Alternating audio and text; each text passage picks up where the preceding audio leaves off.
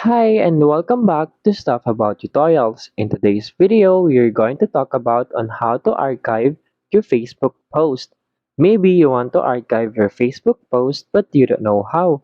So in today's video, I am going to show you on how you can archive your Facebook post.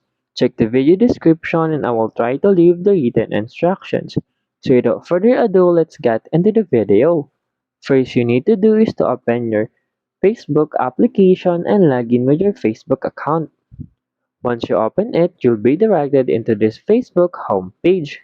And now what you'll need to do is tap on this profile icon below the home button.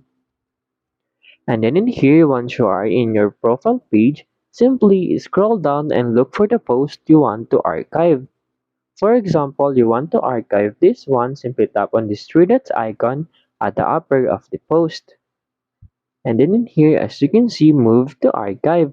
Tap on this, move to archive. And as you can see, moving post to your archive.